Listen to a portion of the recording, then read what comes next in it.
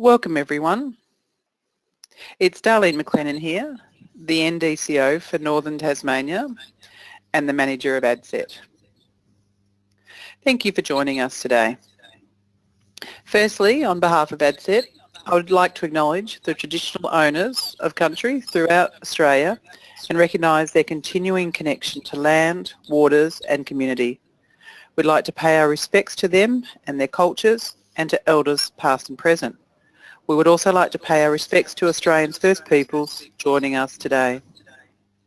Today I have the pleasure of introducing Jim Sprialis. I've known Jim over many years and it's always a delight to run into him at conferences as he is passionate and enthusiasm around technology and how it can support students with disabilities is infectious. Jim has nearly over 30 years experience as an educator and a technology consultant. I've heard Jim present on Sonocent 3 times now, and each time I learn something new and I grow in confidence in how this software can benefit the students. But before we begin, I just want to say a few housekeeping items for those who haven't joined us before. Today on this webinar is live captioned by Tina from Bradley Reporting, and it will be recorded. The recording will be placed on ADCET after the recording has been captioned, and this may take a week. Unfortunately, the GoToWebinar platform is not as accessible as we desire for screen reader users. If you are a screen reader user and have any questions or want to ask any comments, please email adcet.admin@utas.edu.au. For just your information as well, we have muted you all, and this is to ensure that there's little background noise is received during the webinar. The webinar will run for 50 minutes and there will be an opportunity for questions at the end. But throughout the presentation, feel free to enter your questions in the question pod, and I can ask those questions at the end of the presentation. Or if you're confident that you have a good headset and a microphone, and would like to ask questions at the end of the presentation, feel free to raise your hand, which is in the little box there, the webinar box thing there, and we'll unmute you and you can talk. And finally, just if there's any technical difficulties throughout the webinar, please feel free to email us, or do email us, don't feel free, at adcet.admin@utas.edu.au. Now I will hand it all over to you, Jim. Welcome and thank you. Oh, thank you, Darlene and Jane, and thank you to everyone else involved with ADCET for inviting me today to speak to you about the changes that are happening with technology all the time. And I'm really pleased today to speak about the changes happening with technology to address note-taking. It's been a barrier to learning that's been a real issue for many years in terms of the types of technologies and accommodations that students can use. So in today's session, and I do note that there are some familiar names amongst the attendees list, and welcome to those people who are familiar with Audio Notetaker, because for those of you who aren't, today I'd like to do a number of things. Certainly talk about the impact that Audio Notetaker has had for students around the world. It's been around for about 10 years now, and initially was produced to support students with dyslexia in higher education in the UK, and it spread its way to the US, and a couple of years ago it started to have a presence here in Australia. So we'll talk about some of the impacts that have been documented with various institutions around the world, and we'll talk a bit about some Australian institutions as well. And for those who are not familiar with the technology, I will allocate a short passage of time just to unpack what this technology is about.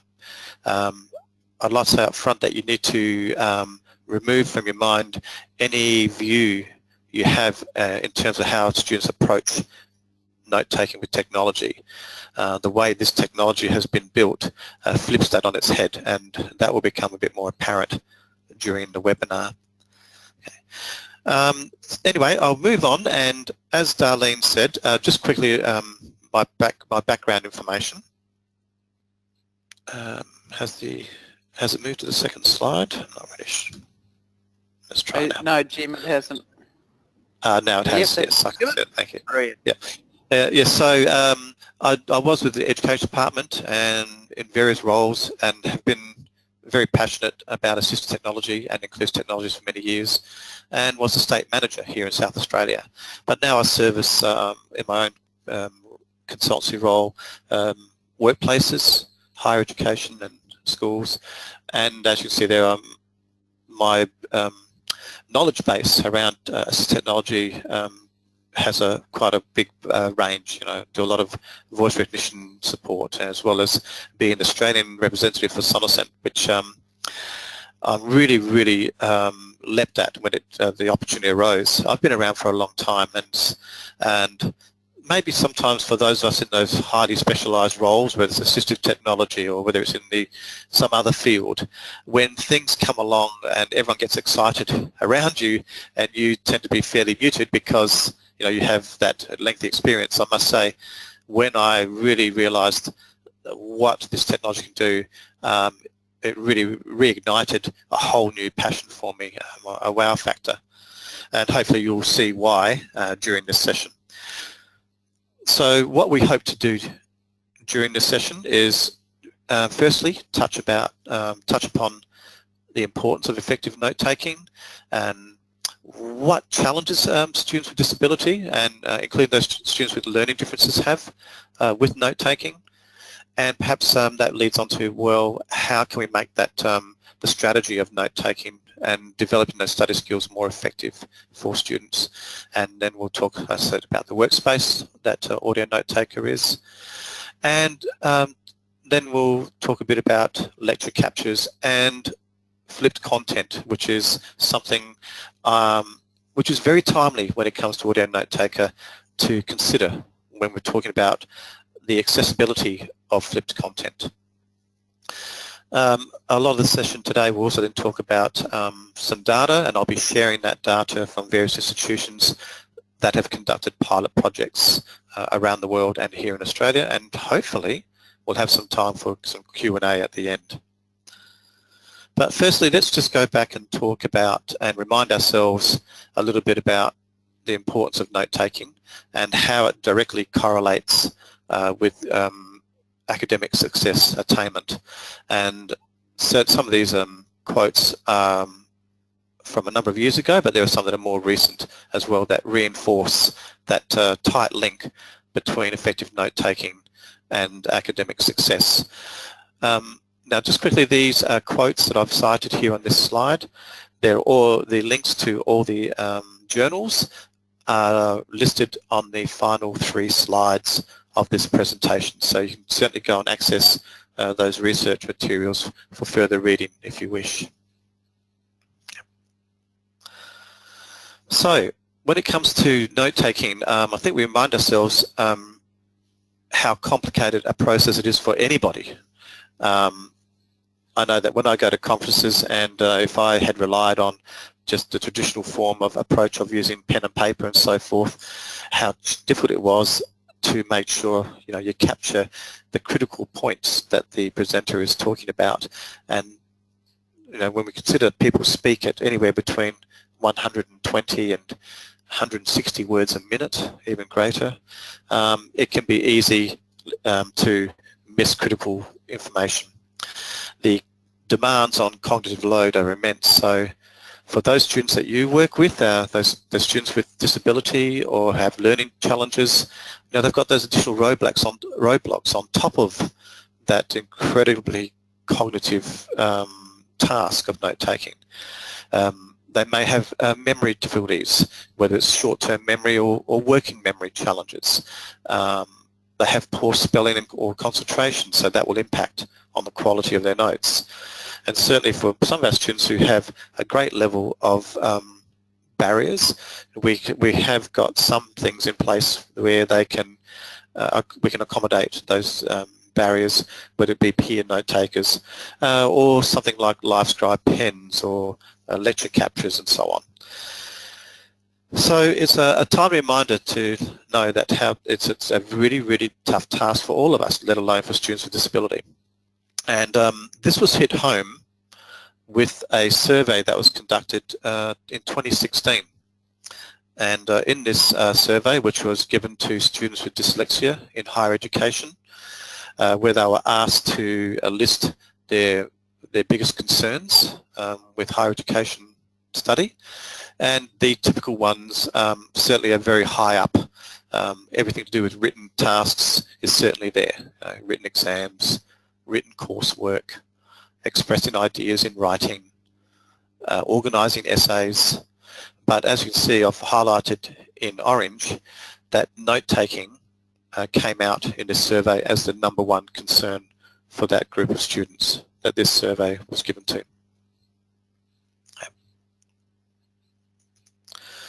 So how do we go about making sure we make note-taking effective? So it's really broken down into 2 steps. Obviously we need to, as I said, make sure we capture everything that we process, and then find ways that we can work with that information and to summarize it and synthesize it. So let's just take this this notion and translate that to when we read an article or some sort of journal. We obviously have the print there in front of us, so it's captured there for us. It's there for us to view permanently as we visually process it. And we can go through it and use highlighting pens or sticky notes or ways that we do something actively with the print to help us make better sense of it, to activate comprehension strategies. And we might highlight bits of text to pull out the main points, or we might highlight a certain colour, phrases or vocabulary that we don't know what it means, and we need to go back to that later and follow up on it. Well, that gets rather difficult when students are required to do that when they're listening to someone. And that's where this technology can really assist those students to start to process audio information. Okay. If we can find technologies where they're not just passively listening, but as they're listening to information, they're doing something kinesthetically or strategically to activate active listening comprehension, that's going to help with long-term retention. Okay. And this will become a bit evident when I start to talk about audio note-taker. Okay. And importantly, I think the big part is that not only should the learning be active, but I think the process needs to be done with the greatest level of independence as possible. I know we have in place peer note takers for students who really struggle with note taking, and certainly in those scenarios we really need to ask ourselves to what level is the student actively processing that spoken information if there's someone taking the notes for them, and do those notes really become tangible and connected to the student if they're not actually actively reflecting upon that information by doing something with it as they hear it. And so certainly what I find, whether it's accommodations that you have in place or something like Notetaker, that level of independence that students get is really critical in them becoming empowered with their learning. And this is what I'd like to talk about now, how that happens with Audio Notetaker. So we're on slide 9, and here on this slide you can see 2 screenshots, a screenshot of the desktop software and a screenshot of the free companion app, which can be used with iOS or Android devices. I'll leave the app for now. They both do the same thing when it comes to the first few steps of the note-taking process. Okay. So let me describe what you can see on the screen. In the computer screenshot, you can see that there's the software across the top. There's a couple of features about to turn things on, like the microphone, record, or the toolbar. Actually, what I might do, I might actually go to a couple of next slides and go into a bigger view of it so you can see it. Let's just go and have a look at that. So let's see it in action. Hopefully this will be a little bit clearer for you. So here's another screenshot of the desktop software, and as I said, you can see across the top all the tools that the student can use to work with their captured information. In the workspace, you'll see that there are 3 columns that are evident. The first column is where students can import images or PowerPoint slides. So perhaps prior to going to a lecture, a student can go into the learning management system, download the PowerPoint and import it into the software. The next column is where students can take text notes, and I'm actually going to say that we don't discourage students, but we don't really encourage them to type too many text notes. The reason being, in the third column, you can see there's a column called audio, or a pane. It's called a pane, but we'll call it a column for now. And in that audio column, you'll notice that there's some blue bars that have appeared in that first row on that column. So what this screenshot is showing is a student has pressed the record button, and Audio Notetaker has detected audio and has immediately visualized it and put it into the workspace as those blue visual lines. So all of a sudden, we've got this very transient modality that is spoken information, and we now have had it converted into a visualized bar that students can actually work with. The critical thing is, like I said before, with students using highlighter pens to go through reading material, a student can now use highlighter pens built into the program to annotate that spoken information. So here on slide 12, you can see the student has listening to the lecturer. As the lecturer says something really important, they've pressed a keyboard shortcut to highlight that bit of information in red. Or they've highlighted a bit of information in green because the lecturer has referred to a reference point to an article, a research article somewhere. Okay. So what the student can do is they can now engage in active listening comprehension, apply strategies, to summarize, to identify unfamiliar content for review later, and as the next slide shows, they can really start to build high quality notes because it's still in audio format. They haven't had to worry about those barriers of having spelling and writing difficulties. They've stayed in that audio modality. They've still been able to engage in comprehension and engage in that first step of working towards summarizing their notes. So as I said at the beginning of the presentation, you needed to remove from your minds any traditional views you have of note-taking. It's a very different approach with this technology. Okay. So the students can actually color code prior to the lecture and rename what those colors could be, so they can create their own legends. So in this instance, red is important, green is for reference, orange is for unfamiliar terminology that's used in that, subject matter words used in the lecture. The blue color is a task, so the lecturer at that point in the lecture has mentioned this is what you need to do by a certain date, so the student highlighted in blue. This all makes it easier after the lecture for the student to return to this recording and quickly locate the bits of information that they need to go and review and listen to again, whether it is the tasks. Now, what did the lecturer say? When was that due again? I'll just go to this blue bit and play that back because that's where the lecturer said that part. So students have got the scaffolding of the tool now to really more efficiently work through and review the lecture capture or the tutorial, because it may be the student might use this audio note taker in a small group with students where there's no lecture capture available, and they can still come away from that learning session with their notes in this format, in this multimodal format where there are pictures and slides and so forth. Okay. So this is where the powerful part happens. After the lecture, and students need to review their notes, we know, and research has told us many times, that students should be reviewing their notes regularly, almost the next day after the lecture, then again within the next week, then again 2 or 3 weeks later, and on a continuing basis to move that information to long-term memory to assist with retention, prepare them for an exam or prepare them for some sort of presentation that they want to do. So this is where the technology helps students develop those study skills, because what they can now do is start to export that summary. So let's say all those parts in red and all those parts in orange that are to do with the vocabulary of the subject, they're the only parts the student may want to listen to when they revisit.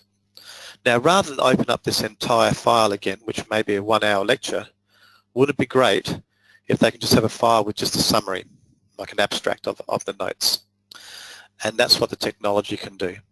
So here on slide 15, I've clicked on at the extract feature that's built in the program, and the student has selected just the red bits and the orange bits that they would now like to extract from this recording and make into a new recording. So once they've clicked OK, basically what they have now is they still have the PowerPoint slides, some initial text notes, but now you can see all they have is the critical information to go back and review. Okay, so the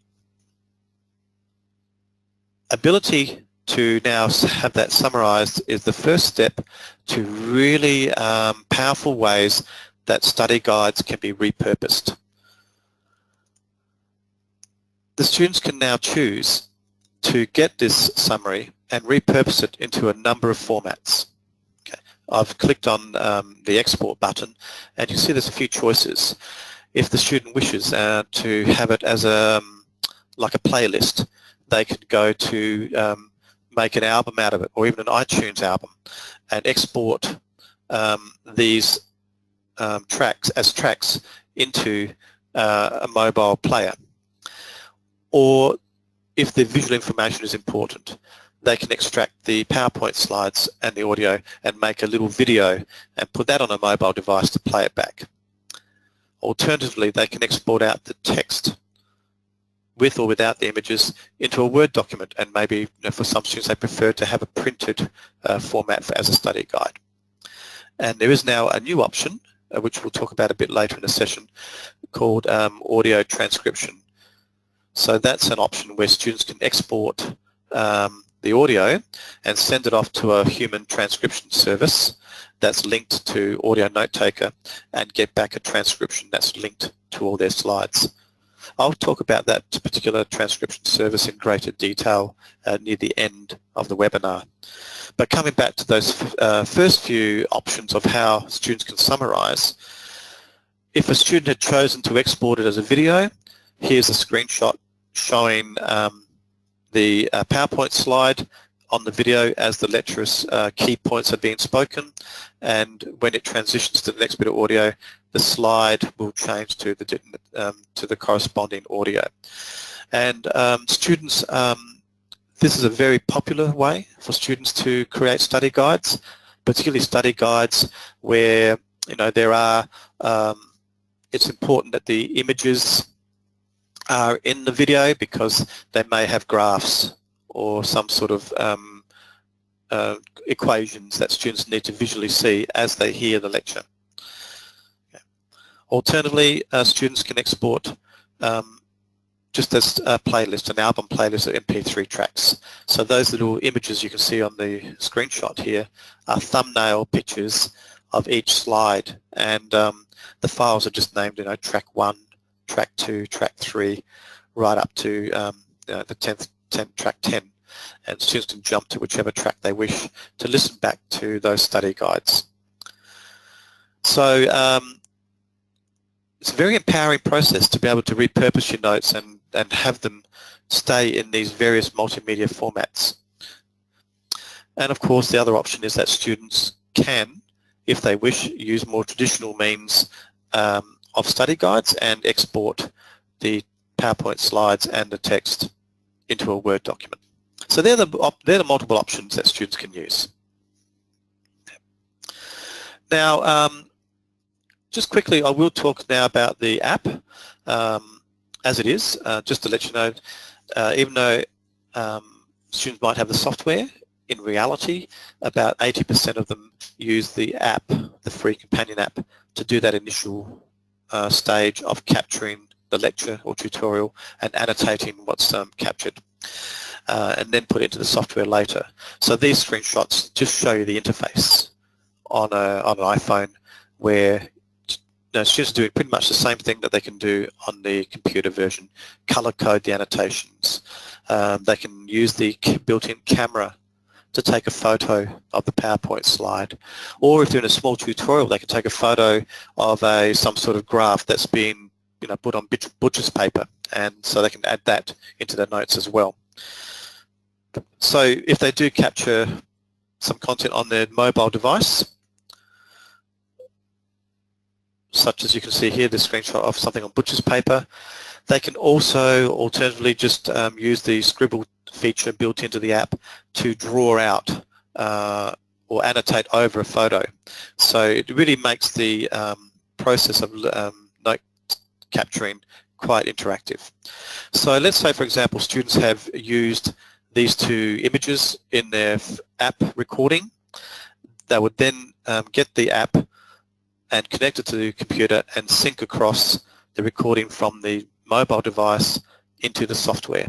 And so here you can see a screenshot showing how students have imported in the recording, the images are there, a bit of text is there, and certainly all the annotation they've done for the audio is certainly there as well. And so students can now do those next steps where they might summarize, they might go back over it, change the annotations to different colors. They've changed their mind about how important some information is, and start to work through that recording and refine it. Okay. So just to recap, that was just a quick a series of screenshots to show you the unique nature of this quite innovative program and how it works. And so just to recap, it does capture everything. So that level of anxiety that students get with note-taking certainly reduces quite significantly. Importantly, students can apply active listening strategies, comprehension strategies. Color code something that's I don't understand, I need to go back to. Or color code something, oh yes, that relates to this, and they might choose color orange for that sort of thing. And all the while, they can start to synthesize that information because it's all linked together with the corresponding slide and the text. And importantly, they can extract key points and repurpose it, whether it is for study guides or written assignments. So I thought it was important for you to recap that information. Okay, and as I said, audio spoken information is a very transient modality, and so that visual representation, I believe it creates a real tangible cognitive bridge between that information, and that way, with the tools that are available in the technology, it can scaffold the students applying their study skills to that very transient modality. Okay, and of course with greater independence, which is what we really want to have anyway, because as we know, when students graduate, that they're lifelong learners. They may enter a workplace where there's on-site training, or they're asked to go elsewhere to get up to speed with something. And if they've developed good note-taking strategies and have a technology like this available, they can use it for their employment learning. And I do actually have worked with a number of young adults through Disability Employment Services clients, and I've gone into their workplace where they've been trained and have been using Audio Notetaker to help them with their work. And I'm happy to talk about that after the webinar if anyone wants to contact me by email, and I can give you a lot more information about the workplace context. Okay, so let's talk a bit about lecture captures. The lecture capture approach has been around for quite a while, and it's purported to help students get around note-taking problems, because we can provide them a copy of the lecture and they can start to go through it at their own pace, return to that material as they need, and use it as a learning object. Interestingly, as recently as 2016, a number of studies by Elliott and Neal in 2016, Danielson in 2014, and a few others a couple of years prior to that, came to a conclusion that recorded lectures had little or no effect on student results. So I think in many ways that could be linked to the passive way that students are viewing lecture capture recordings. It might not be that they're actively engaging in active listening comprehension strategies and doing something with that content. And because it is a learning object, it is a standalone object. So when students view it, they're actually using something quite separate to start to write down what they heard in that lecture capture video recording. And it's quite a disjointed, almost separate process in itself. So before we talk a bit more about that, let's talk a bit about how students do use lecture recordings. And on your screen, on the left-hand side, you can see there's a graph that shows the frequency that students access recorded lectures. And early on in the semester, there's very little or no access to those recorded lectures. As the time approaches for midterm or mid-semester exams or tests and other assignments, you can see it spike with the use. And so a lot of students will go back to these lecture recordings for revision and try to take notes from them. Interestingly, I think in a way, in that previous slide where Elliott and Neal mentioned that recorded lectures have little or no effect on student results, I think you can see with some by the list of behaviours there, when students are accessing those recordings, they're having to pause a lot to think and make notes and write notes. Some, 84% to 94% of students have to do that, and so it becomes a very disjointed revision process. It's nothing fluent about it. It doesn't help that 55% of students eat and drink, or 25% browse on Facebook and email at the same time. So that's more to do with concentration and attention to task more than anything else. But I do think it's because it's two separate objects, it is a disjointed process when it comes to revision and note-taking. Okay. The other thing that I think has a big impact is the level of fatigue, particularly for students with dyslexia. It's a very time-consuming process to go through a lecture capture, re-listen to parts that they have to hear again, and then look up things that they're not sure of. So as this student put in her quote, she says, I will spend 2 hours, 2 and a bit on a 1 hour lecture because I stop it, take lots of notes, re-listen to bits, Google a word that they've referenced that I didn't know or I've forgotten. So it is quite a time-consuming process, and perhaps in many cases students don't end up going through the entire lecture recording because of that fatigue level that can build up. All that cognitive load has a big effect on that. So that's where I think Audio Notetaker comes in nicely with this notion of recorded lectures, or whether it's webinars or flipped content. So for example, this webinar today, one of you in the audience could have had Audio Notetaker running in the background, and you could be annotating and capturing this webinar into a format that makes it easy for you to go back to and look at your notes and find the coloured parts that you've annotated for more quickly. So it is about making, more accessible notes, and that's critical when it comes to having a more accessible education. So the beauty of Audio Notetaker is that you can send students off to a YouTube video or a TED Talk, and as that video is playing, Audio Notetaker will start to detect and bring in the audio information, and students can start to highlight it and annotate it. And they can take screenshots of critical scenes in the video if required, and start to build up that really accessible format of capturing that video, or whether it is a lecture capture video as well. So hopefully that gives you a bit of an idea of how the program is quite unique and how it can be used in any context to capture spoken information, whether it's live in the lecture theatre or live in the tutorial room, out in the science lab with the app, whether it's a webinar or a flipped video. Audio note-taking can be used to capture that and put it into a more accessible format. So a number of universities in the past few years have been trialling Audio Note-Taker with pilot projects, and so I'd like to spend a bit of time talking about some of the data that's been collected from that, as well as data from institutions' pilot projects.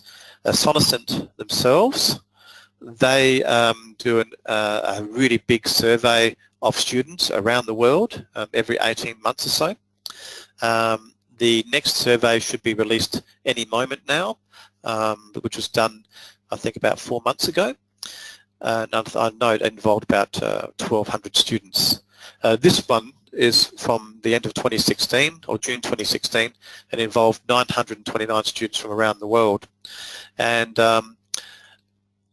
some quick interesting information, that's obvious information to me, but obviously 95% of students use to take notes. Well, that's obvious because that's what the program does. And that's how we found out that 78% of students actually don't use the software for that first stage of capturing their notes. They tend to use the free app, whether it's Android or iOS. And 77% of students use the program outside of lectures, so in other learning situations, which is great to see. But as you see from the pre and post questions, there's quite a big change in the students' opinions of what they think of their notes. They thought their notes, only 25% of students thought their notes were good before they used the program, and they went up to 98%. The other statements there that the students had to agree or disagree with include I was more engaged with my lectures. Students were, before the program, about 40% of students said they were engaged during the lectures, and when they're using the actual program, some 95 to 98% are engaged. And I think that's got to do a lot with the fact that they're listening, and as they're listening, they're annotating. They're being much more actively engaged in that process of comprehension. Okay. So you can see there's quite a few other statements there, but they're all fairly consistent in the benefits that the students are seeing, and that's really powerful messages to tell us directly from the students themselves of how beneficial they find using Audio Note-Taker. Now, a number of staff who conducted pilot projects have also given feedback. One of the earliest adopters of a pilot project was the University of Nevada in Reno, and Darren McCarthy spoke a lot about, in his podcast, their existing accommodations, and I was listening to the podcast actually, and he mentioned that prior to using Audio Note-Taker, they had peer support, peer note takers, and they had some 250 LiveScribe pens that they were trying to manage. I didn't put it in this slide, but he did say that after introducing Audio Note-Taker, I think they still had about 30 LiveScribe pen users, and the remaining students switched over to Audio Note-Taker. LiveScribe pens have a place as a note-taking accommodation. I think they're a very powerful tool, and for some instances it could be a more appropriate technology than Audio Note-Taker. I think that's changing. Up until now, I think anything to do with equations and science and algorithms and algebra is certainly really useful to use a digital pen with. But now that we've got that Scribble tool in the free companion app, that does address that to some extent as well. But anyway, coming back to the results that Darren experienced after implementing his pilot project, on average, 80% of students improved 1 full grade average. Now they use a 4-point scale there, and so they had a student increase, for example, from 3.2 to 3.4. But interestingly, you can see from the different areas of the university, different faculties, there's quite a big improvement in the education faculty, some improvements in others. but certainly in the education one there was, where there's, I think, more the humanities, where there's lots of spoken information. So I didn't put the link here, but I might do that afterwards, post the links for you to the webinar where Darren goes into great detail about the impact that Audio Notetaker had. The other link I would like to send you, which is a more recent pilot project. So this pilot project was conducted last year at the Tennessee Technological University by Edward Beeson. And when they decided to take on board the pilot, they decided immediately to target students at risk who were on probation, many of them looking likely to not continue at the institution in the next semester. So he identified those 25 students who were at risk of failure and implemented the technology. And you can see on the screen there some quite significant leaps in some areas. The last one there on computer science, the students involved there who were obviously doing very, very poorly and were probably not going to return to the institution, had a 2.81 grade point average increase. Others had less grade point average increase, but we're going to get that variation. So at the end of it, Edward was saying in his webinar, he was just absolutely thrilled for the students because all of them retained their place at the college the following semester. That he, had strong views that a few of the students would most likely wouldn't be coming back. And you can see in his quote there in green on the right-hand side of the column where he talks about, at length, about one particular student. Okay. So what about here in Australia? Now, before I go and talk about Australia, Sonocent has links to a number of pilot projects. They run a lot of them in the US, and every 2 or 3 pilots that are run is actually then reported out as a webinar. So there's a lot more that you can actually access, which I'm happy to give links to. But I picked out those 2 in particular because the University of Reno were early adopters, and the Tennessee Technological University had some really incredible results with those students who are at great risk.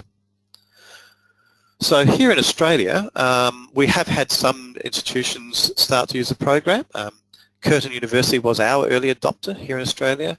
I think it's almost 2 years now that it's been in use at Curtin, and certainly Karen Darby I have regular contact with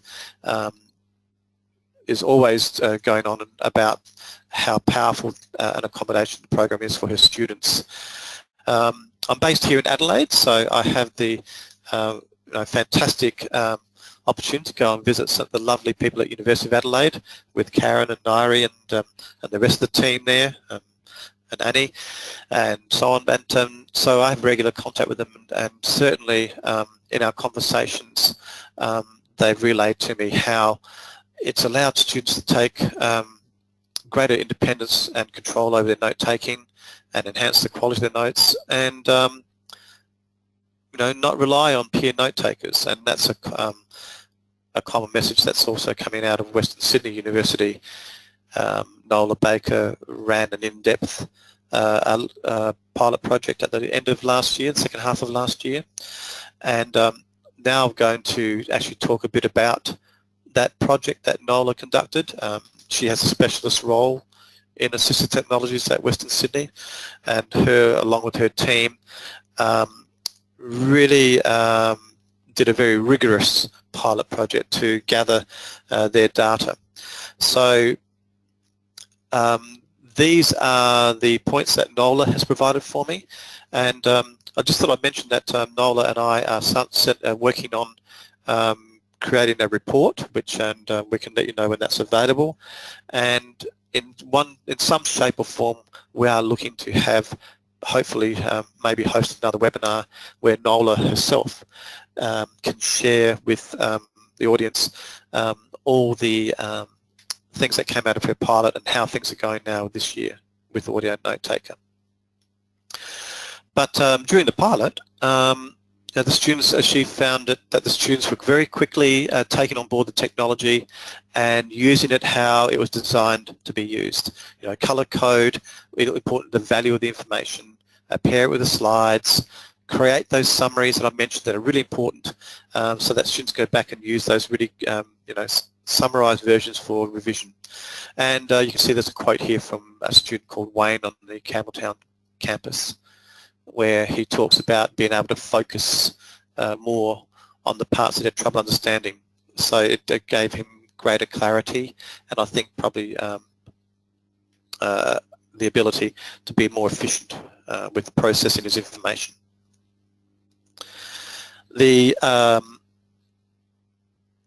I think I forgot to get to that. So this is the slide I was talking to, it's just come to it. I'm just going to jump to the next slide. I'm sorry about that. Here's some more information that NOLA has provided, and when talking, doing surveys with her students after the pilot, most of them reported increased ability to concentrate and stay on task. And the ease of use, one of the things I get asked by many disciplinary advisors is, oh, well, what sort of learning curve is there to using the technology? And the program is really well supported to get people up and running pretty quickly. But what I like about it, it's one of those technologies where there isn't a higher learning curve, and it's not one of those technologies that gets in the way of learning. That's what I really like about it. And certainly NOLA identified the same thing as those pilots in the US, that students were having much lower levels of stress and actively participating in lectures and discussions. Okay.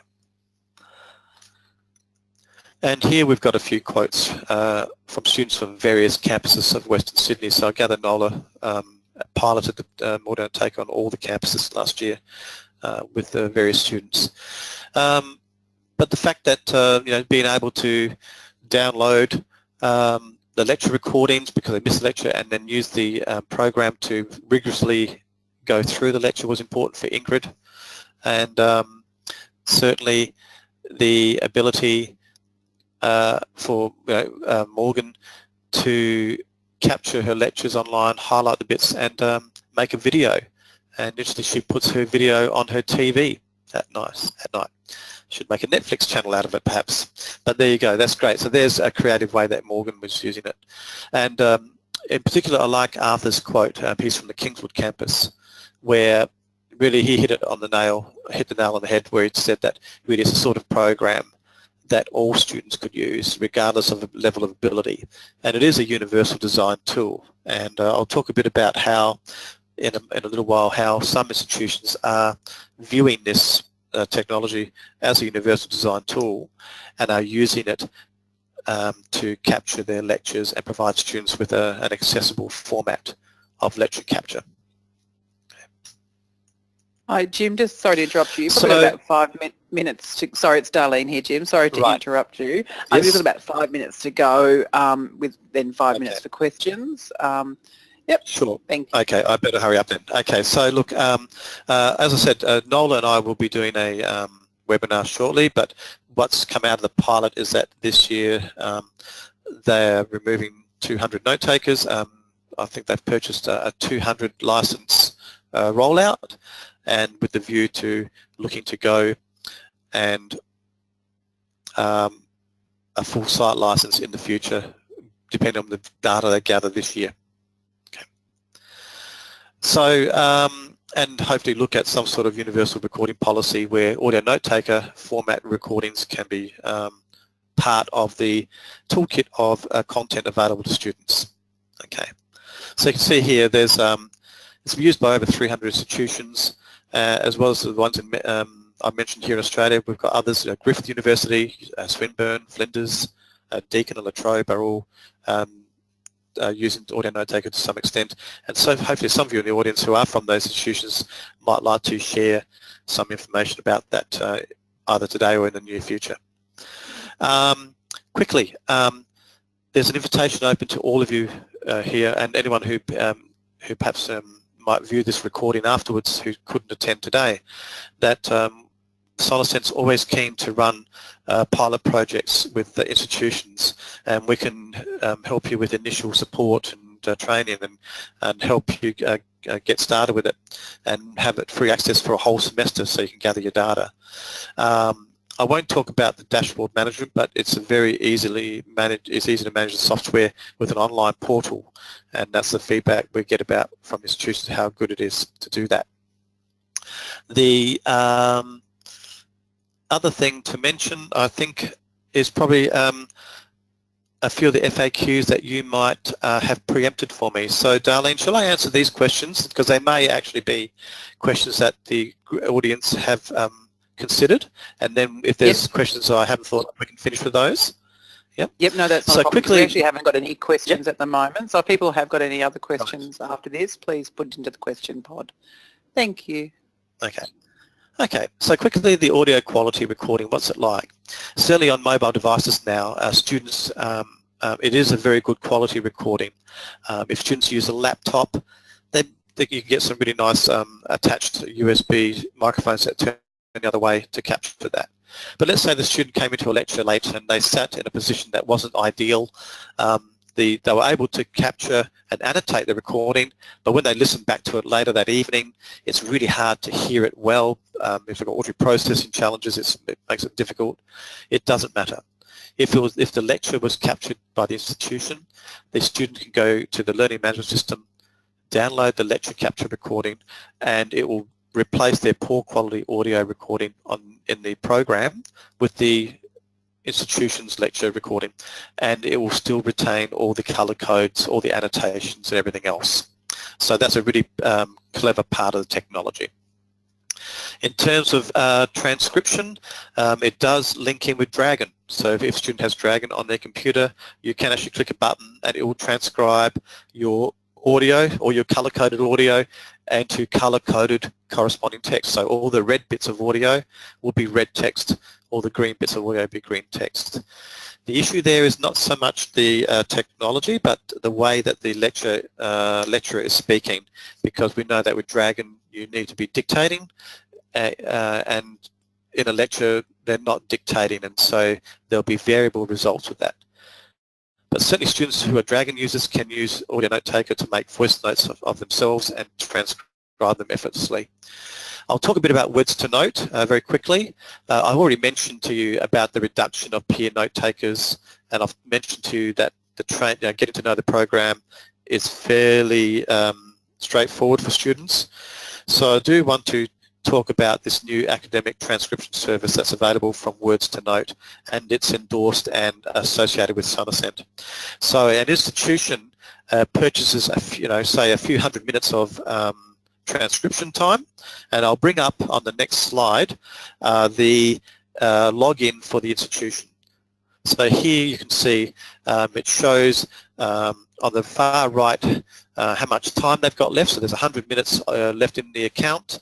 They can go and purchase more, and then underneath Manage Users, it lists the student names of, I've allocated the first student 100 minutes, the second student 50 minutes. So what you can do as an institution is you can now strategically allocate minutes to specific students who need that transcription service. On the next slide, you can see this is the student login. So the student's been given, say, 30 minutes of time, and they've used 19 minutes of it to transcribe a recording from Audio Notetaker. Now, hopefully over time, what will happen is the student will upload the summary of the recording, not the initial recording that they had. It might be a 1-hour lecture, but they've summarized it, created a summary that's, say, 25, 30 minutes long, and they've uploaded that for transcription. So that's been very strategic. I know it saves money, but obviously the more important thing to me is that it's a bit more strategic about how you use that service. So we're going to have more announcements about that, because at the moment this service is only just rolled out for the US and the UK, but I've already had emails from a number of Australian institutions, and I've relayed that back to Sonocent, and so we're really fast-tracking what can be done to put this in place for Australian institutions who may be interested in this. And it's yeah, so I think we are near the end, and you can see here the last 3 slides are all the references for your access. And here are my contact details. As I mentioned before, the invitation is open to anyone to contact me. We would love to assist you in starting up a pilot project if you wish to do so. And certainly if you already have the program, we're always there to help assist you with any issues that you have, or to hear from you about all the successes you're having, because that's that's what I do my work for. I love seeing the changes in students, and I've worked with a number of students in a whole range of technologies, and certainly in my audio Notetaker workshops, it's been fantastic to see the change in some students' anxiety and approach to their learning. That's so brilliant. Thank you. Yeah, if any questions, we've got a minute, have we, I guess? A couple of minutes. So thank you very much for that. It's fantastic, and as I said at the start, I learn something new every time, and keep thinking every time I go to a conference I must be using it. So I'm getting more motivated to start. We just have a question in regards to disclosure and permission to record from other students and teaching staff. One of the universities is they've been unable to record mostly in law lectures. Have you come across that, and has there been any solutions that you've found? I think every institution approaches it in different ways. I do know at University of Adelaide what happens there, and correct me if I'm wrong, Nairi, I think I saw Nairi in the audience, but I think the students negotiate having some sort of agreement with after meeting with the discipline advisor, and they have some sort of slip or permission slip that they can that's been pre-arranged in part of the procedure to show the lecturer. So there's a whole lot of conditions under which that recording can be used, and only used in private by the student, that they have to adhere to. I think that's probably a very good way to go for institutions who are very concerned about those faculties where there's sensitive information. I can't really add more to that. I think every university addresses their privacy policy in different ways, and it really has to go back to that, doesn't it? That's fine. And Nari's responded that what you said, Jim, is that they would request the reasonable adjustments for that specific student as needed. So with the school or faculty that is saying no. But it might also be an interesting question, Michelle, for Ofsted too, just to get some more advice if it hasn't been asked before. We just got a question in regards to the experience for students who are deaf.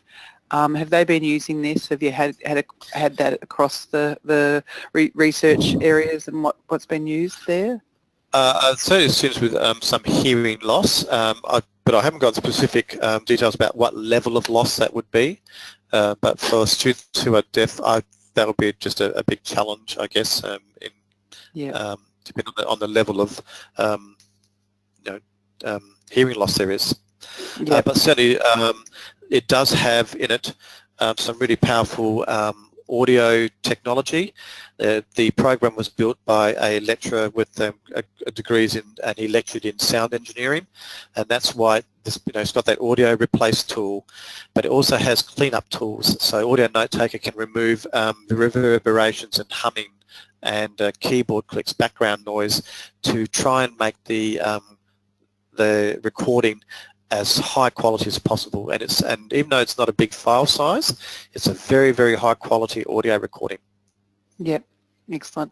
And Nari's also reaffirmed that for students with hearing loss, it's been quite good. Also, has there been much trialled in high school and for students there, or has it mainly been focused around? Yes, it has in the UK. Yeah, because in the UK it has, because obviously that's where the program started, and high school teachers there, English teachers use it a lot. For example, in the UK, one of the exams is an unseen poem that students have to listen to, and then they have to find the metaphors and similes.